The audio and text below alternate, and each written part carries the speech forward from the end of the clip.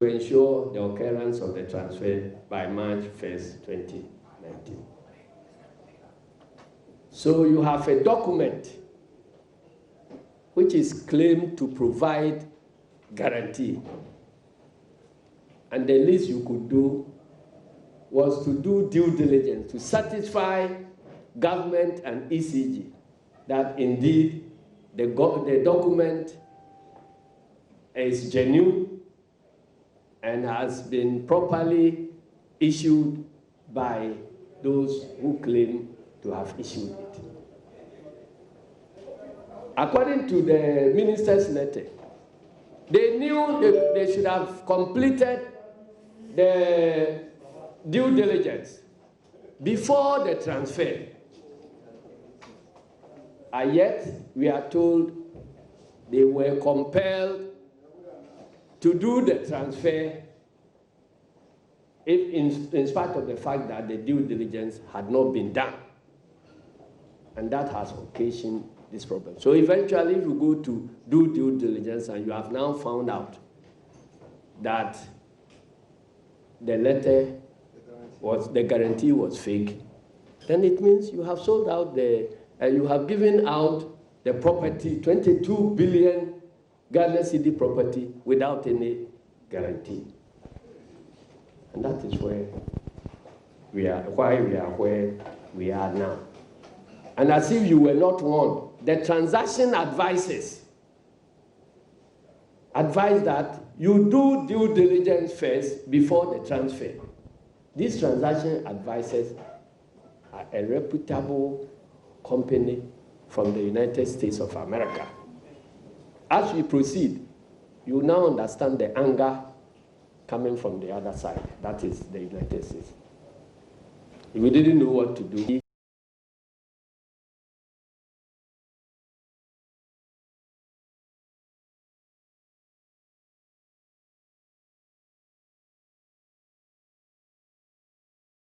verified first, there must be due diligence for you to know that it is valid before you transfer the assets. You say, no, I'm rushing to transfer, so let me transfer first before I go and do a due diligence. Now, after the transfer, you go and you yourself claim that you discovered that the guarantee was not valid. So now who calls up? Now, thirdly, and worst of all, it was when, on the blind side of Parliament, the Akufo-Addo government illegally allowed the original partners of the Miracle-led consortium to form and transfer their respective shares to SPVs, that is special purpose vehicles, with the intent of isolating themselves from any potential risks and liability. There are many people who, if they are not, let me say, financially literate, they may not understand what they did. It is that we knew, as Ghanaians, that we were dealing with Miracle, together with the local shareholders. But after we signed the deal with Miracle, based on our assessment of the capacity, both financial and technical capacity of Miracle, then Miracle, without informing us, then proceeded to form a subsidiary called Meridian, and then offloaded the 30% shares, which is the subject of the agreement between us and them, to that subsidiary without any notice to our Parliament. Somebody will say that, well, Meridian is 100% owned by Miracle, but there are two different legal personalities. So if you have any remedy against Miracle, that remedy is not necessarily applicable to Meridian. You understand? Yes. Then the local shareholders too, taking the cue from what has happened, also began to form special purpose vehicles, so that in case of any problem, you cannot attack them. Because when you talk about limited liability company, it means that the liability of that company in any contract will be limited to the shares. So if we knew we were dealing with Miracle, and you now go and form Meridian without any track record, without any balance sheet, and you transfer our 30% shareholding in ECG to that company, what it means is that if they defaulted on any part of the agreement between us and Miracle, and you want to attach Meridian, they don't have any property for you to attach. Meanwhile, the financial and technical capacity which we assessed in the sovereign parliament of the Republic of Ghana to be adequate for this concession. The fact that Miracle is the 100% shareholder of Meridian doesn't mean that their capacity, the capacity of Miracle is also the capacity of Meridian. They are different things. So these are people who set up to defraud the nation. And nobody can tell me that they did this on the blind side of government. Because even as we exposed this, government communicators were all over the place flaunting documents which they claim is evidence of the fact that the Parliament of the Republic of Ghana is aware of the existence of Meridian, and that Parliament of Ghana was involved in the offloading of shares from Miracle to Meridian. Our MPs have since come out to challenge the authenticity of any such claim. And it is up to them to provide either parliamentary Hansard or any official record of Parliament to indicate that indeed the Parliament of the Republic of Ghana actually acquiesced to the transfer of shares from Miracle to Meridian. Under these circumstances, ladies and gentlemen, the people of Ghana must hold none other than President Akufo-Addo and his corrupt government responsible for this PDS embarrassment and financial loss it may have or has already occasioned. Let's now turn to the mistrust between the Akufo-Addo government and the US government. Ladies and gentlemen, we have taken note of what Ken Ofori-Atta states in his termination letter. And I'll add which letter is of doubtful validity. Because as I have said earlier on, the official who is authorized is the chairperson of MIDA. So either the government is still playing tricks on us, that their real intention is not to terminate, but let them write some letter to fool Ghanaians. Or else we don't understand what they are doing, or else there must be some reason why the chairperson of MIDA is not the person writing to the MCC. That subject will be revisited some other day. But for now, we are saying that we have taken note of what Ken Ofori-Atta states in his termination letter in the public domain, to the effect that the American government has breached an agreement reached with President Akufo-Addo.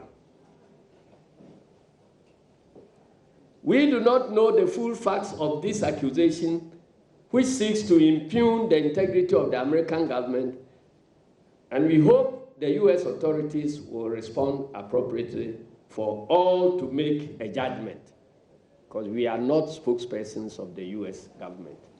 We can only wait and hear their side of the story.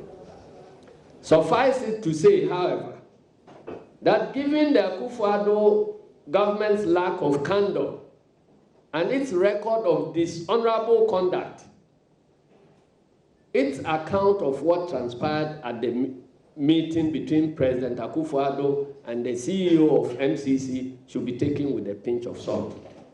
In any case, we demand to know the full content of the said implementation plan, which was submitted by the Millennium Challenge Corporation to the Akufo-Addo government. We want to know. You claim you have passed the Right to Information Bill, and yet you have postponed the date of effective implementation of same. So where we stand now as Ghanaians, nobody can legally force the government to make this information public, because the law is there, but it's not effective. They say next year. So in the absence of the law, we can only appeal through you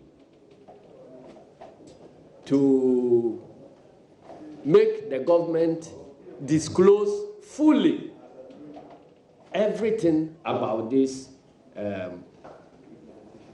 implementation plan.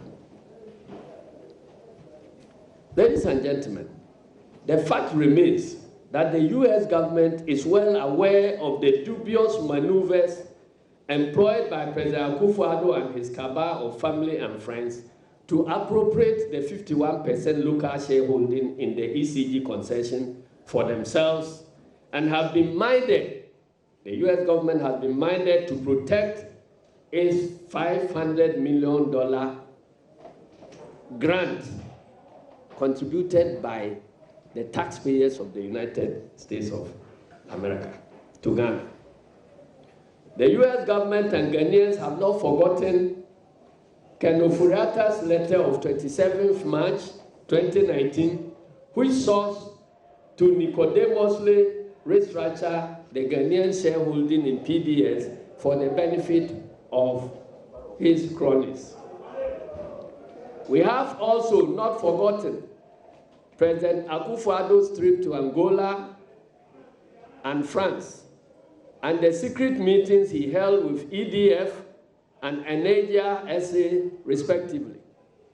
Additionally, we know of the trip by a large government delegation led by Minister of Energy Peter Amewu to the Philippines to meet with Merako, interestingly, a company he himself has cited for defrauding Ghana. It is these underhand dealings that have generated mistrust between the U.S. government on the one hand and the Ghanaian government on the other, thereby jeopardizing the whole power compact. It is also the reason why the good people of Ghana cannot trust the selfish, greedy, and corrupt Akufo-Addo government to fix this PDS mess. Ladies and gentlemen, in his latest letter, Ken Ofori-Atta proposes the use of a restrictive tendering process to replace PDS. This is laughable, and we want to say that it is not an option that Ghanaians and the MCC should even consider. And our answer is no, no, no. We have already heard various communicators appealing to our nationalist instincts as a party in opposition to come around with government to protect the interests of Ghana. Let those communicators advise the MPP government to come around us to protect the interests of Ghana. Because we are in the interest of protecting the interests of Ghana, and they are not.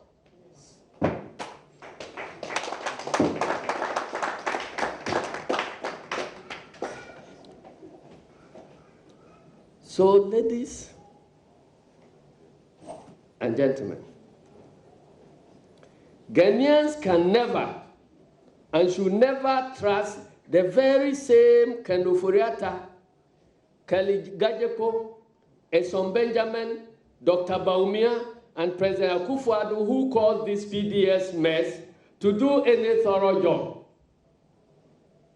There is too much corruption in their DNA.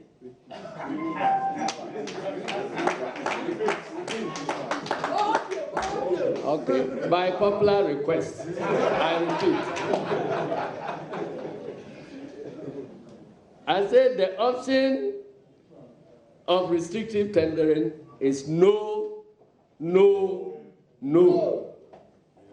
Ghanaians can never and should never trust the very same Kendoforiata, Kelly Gajepo, Eson Benjamin, Dr. Baumia, and President Akufo-Addo, who caused this mess, PDS mess, to do any thorough job. There is too much corruption in their DNA. And look, it's like having a warehouse with goods in that warehouse. And you have watchmen watching the gates of the warehouse. Somebody comes to steal the contents of the warehouse.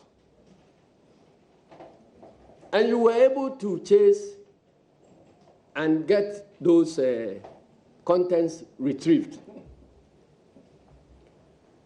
If you are coming to keep those contents back in the warehouse, what do you do to the watchmen? Are they the same people you are going to trust with the safety of that warehouse without any consequence? You understand? And I keep saying that if somebody steals your property, he's going. And other people help you to retrieve the property from the thief.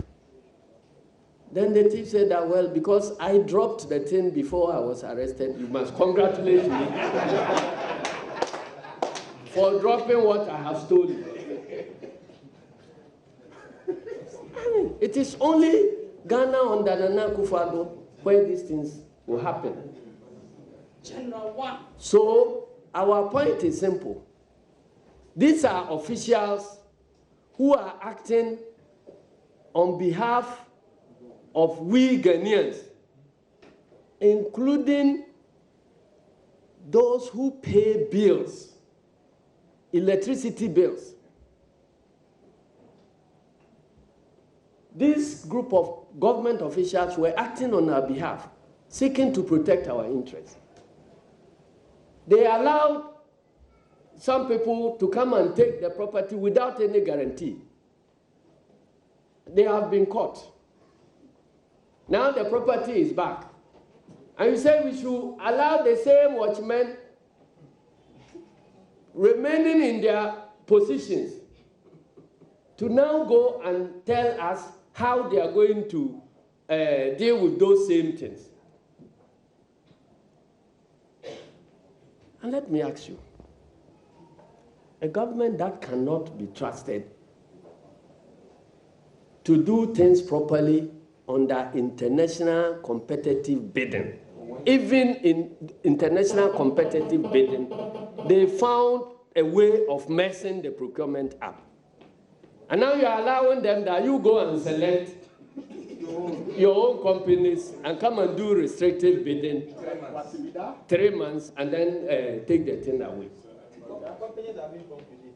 You understand? And we are aware that you are already meeting and shopping for prospective companies who will secure your interest. So the agenda remained the same. Abuse the procurement law through illegal sole sourcing and restrictive tendering transactions, leading to several corruption scandals, such as Senior Minister Osafo Manfo's $1 million crow scandal, the PPA scandal, the NYA scandal, just to mention a few. In fact, we are told that another sole sourcing scandal is brewing at the Electoral Commission. In fact, and these are all sole sourcing. So that is our record of sole sourcing and restrictive tendering. Restrictive tendering. In fact, the proposal to use restrictive tendering to select a replacement for PDS is yet another well-calculated scheme to allow the Akufo-Addo government to cook the ECG concession for themselves. So having said all this, maybe you will ask us what then should be the way forward. Ladies and gentlemen of the press, in the light of the clear mess created by the mishandling of the PDS deal and the apparent corrupt motives informing it, the NDC demands the following. 1, the immediate dissolution of MIDA board and the Keligajepo-led ECG board. In fact, they should have been dissolved yesterday. They have failed the nation and proven to be undeserving of the critical mandate which have been entrusted into their care by Ghanaians. They have proven to be lackeys in the service of a greedy cabal of family and friends, hell-bent on appropriating a critical national asset like ECG. Ghana deserves better. We demand an immediate forensic audit of the accounts of PDS by an internationally reputable audit firm. And I'm saying internationally reputable audit firm. We are not referring to the MPP type of forensic audit, where they put their party members, some of them living outside, to form shell companies and give them audit assignment and pay them free money. That is not what we are looking for. We are looking for proper and internationally reputable audit firm.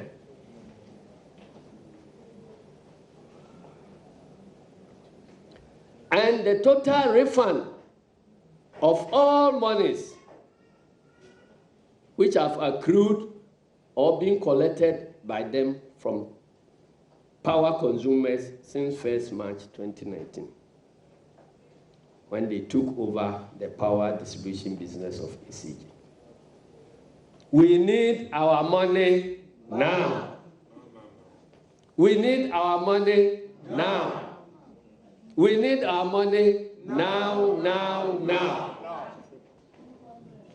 We also demand the immediate resignation or dismissal of the Minister of Finance, Ken Oforiatta, the Minister of Energy, Peter Amewu, and the prosecution of all officials who played a role in this stinking scandal for the offense of willfully causing financial loss to the state, among others.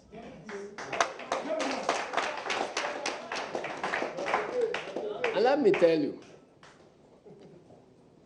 Justice Afre, the learned judge, in delivering judgment in the quality grain scandal, established 4 ingredients to prove a case, successfully prosecute a case for willfully causing financial loss to the state. The first one there must be the loss. I mean, the financial loss must have occurred. In this occasion, we are clear beyond reasonable doubt that financial loss has already occurred to the state. Secondly, somebody must have acted or failed to act. So there must be an act or omission on the part of the public official involved.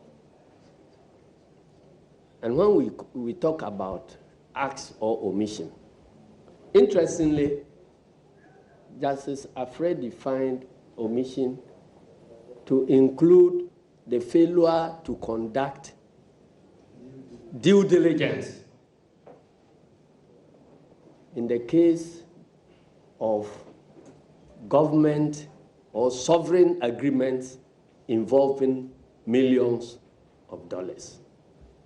I can't see any better candidate for this than this PDS.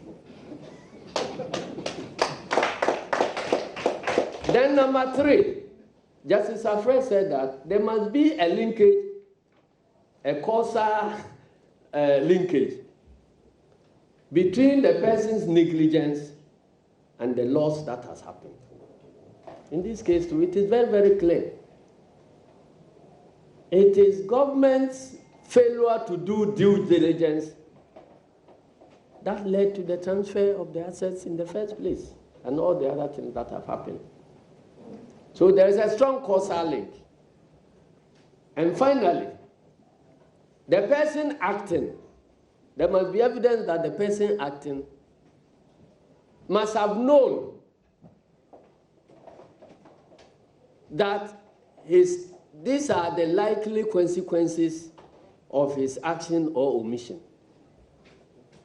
In this particular case, the board members of ECG knew that they were taking unreasonable risk. Something you should be doing, and then you say that because I want the transfer to proceed quickly, so I'm skipping it, and yet proceed to transfer.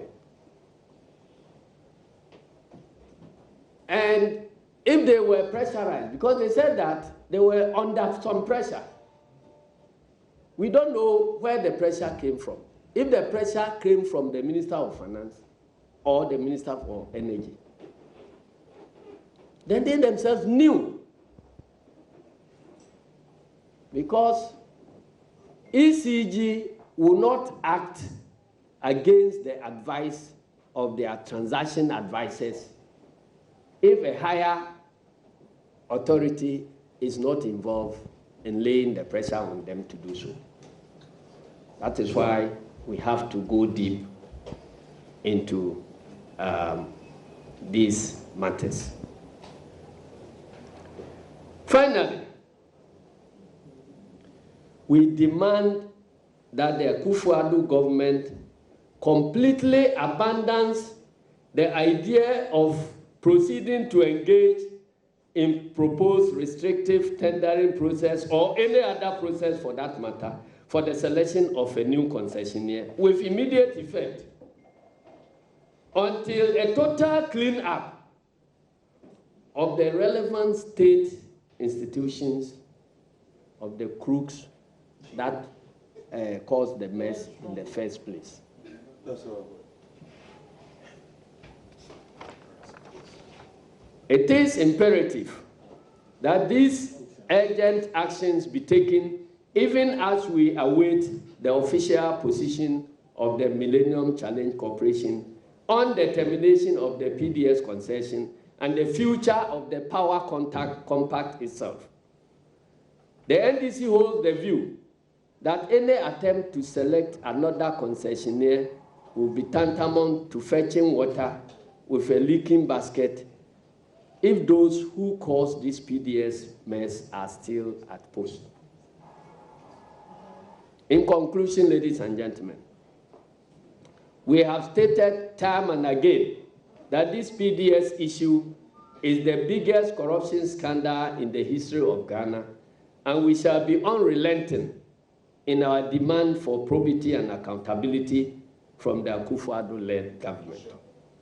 Without sounding boastful, this PDS expose further underscores the NDC's status as a more credible stakeholder in the fight against corruption and the protection of the public trust. Through our vigilance, and shall I say, the vigilance, particularly the vigilance of our members of parliament, we have saved Ghana billions of dollars in several corruption deals which have been perpetrated by the Akufo-Addo government, such as the fraudulent Ameri miscellaneous deal, the Oslo Chancery deal, the bloated website scandal, and then the senior minister's $1 million scandal. The NDC will remain vigilant in order to protect the assets of ECG in the interest of Ghanaians. President Akufo-Addo must be forced to abandon his grand design to take over the 22 billion assets of ECG for the benefit of his family and friends, because it is at variance with the national interest. We thank you for coming, and God bless our homeland, Ghana. Thank you.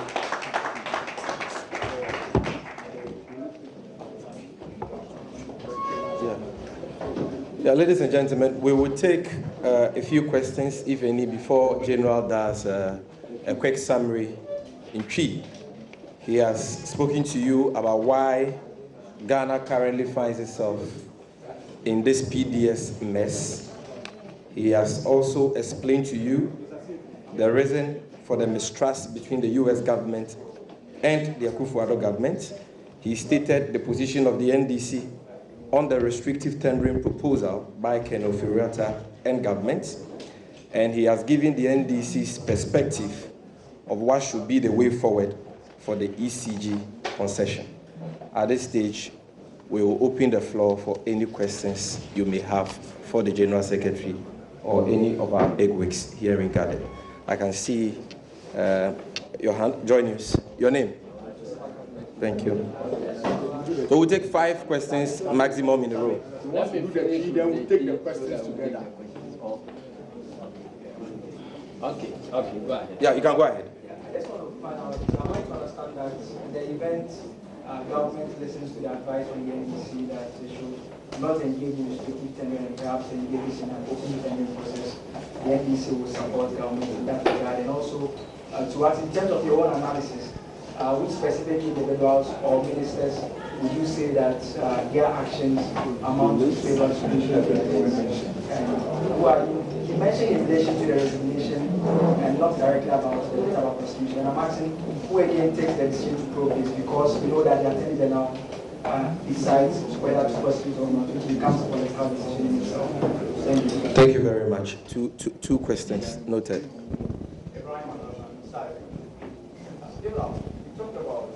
That the American government also excited about the result. At this moment, we usually engage Deputy Energy Minister in charge of power. He also talks about the fact that it was the same Americans who held the pressure on this government to sign up to the agreement, even before the run checks on the guarantee that had been provided. So how do you then marry the two? Because what government believes? Americans are to blame for that. You said who said that? Deputy Minister for Energy. Okay. Okay, then the second one. The second one NDP government says So you are saying the Deputy Minister said without due diligence they could transfer the assets of ECG. That is your question? They were working under pressure. Okay. Okay. So the second question. The second one was what government has brought this matter to the fore in the first place. There's whole PDS fiasco that is not there. Second time, in fact, the Education Minister will first brought this to the fore that PDS had been suspended. So how then do you turn around and accuse them of attempts to appropriate the the shares of PDS to be split. So if indeed that was the case, then how come the agreement has been amended for termination? Okay, thank you very much. Any other question? Yes, P. Stephen. You'll be best as much as you can try and make sure, even if you do some 30 minutes of meetings, we have agreed to that, but 1 hour and something business is obviously not right. Thank you very much. We apologize for that.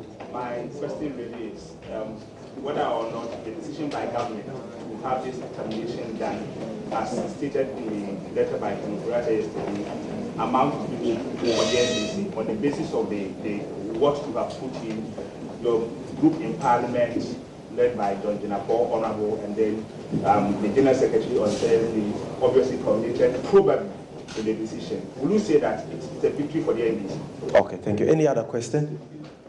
Okay. No, you're not from the press. We're only taking questions from the press. Okay, so at this juncture, General will provide answers to these questions, after which he will do a quick summary of his presentation in Twi for purposes of the account stations, and then we shall call it a day. Thank you.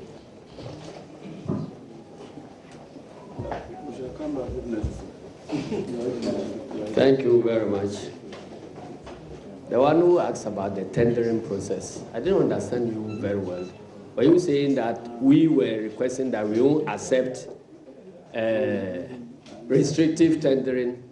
Yes, you said that you are against the restrictive tendering process that you want to use, and I'm asking that the event you abandon it and want to engage in the open tender to allow for.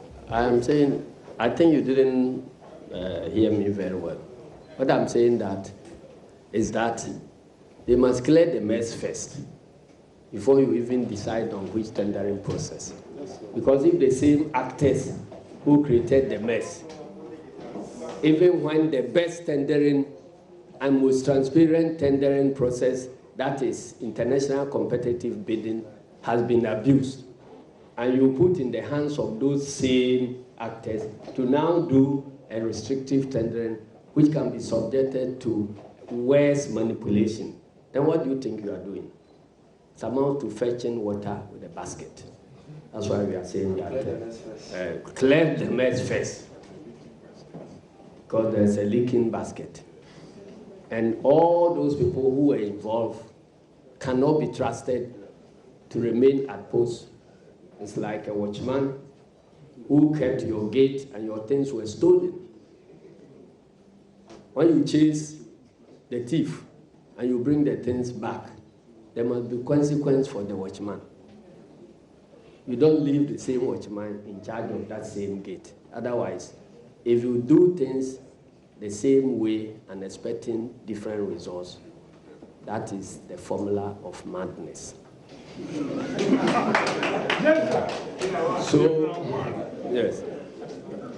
And then you're asking which official to prosecute and who does the prosecution. The officials to prosecute, we have mentioned the low-hanging fruits. And we have said that conduct a forensic investigation, and then everybody who played a role will be identified and dealt with. Now, when you talk about who prosecutes, it is the Attorney General. So if the Attorney General finds it difficult to prosecute members of her own government, then it's like the kitchen is too hot for her, then she must quit. For the person who can do it to come and do it, because you are paying the Attorney General with your taxes. Why? Because you think that anytime something is done against the state, he will stand on the side of the people to fight the perpetrators of that crime. That is the reason why you have Attorney General. So if you are saying that because Attorney General is part of the government and a family member, and because of that he cannot be trusted to initiate the prosecution, then you are recommending dismissal for her too. So that is what it is. Then somebody saying that Oredu said that the Americans put them under pressure to sign. I didn't know that. I didn't include Oredu in the ministers who are supposed to resign. But he has brought himself. If it is true that a deputy minister who we have selected to represent us and defend our interests comes to tell you that somebody has put him under pressure, so because of that he has done all the wrong things that he shouldn't be doing, then he cannot be trusted to be a minister for even 1 minute. So can anybody please add his name to those who are to resign? Then somebody says that their own minister disclosed the scandal. That's why I ask you. If you steal something, you are running away.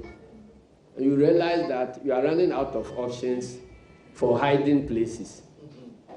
And you drop the thing. Then you come out and say, you see, I dropped the stolen thing myself. So can you congratulate me? You don't deserve any congratulation. That is precisely what this government wants to do. Today you saw the headlines.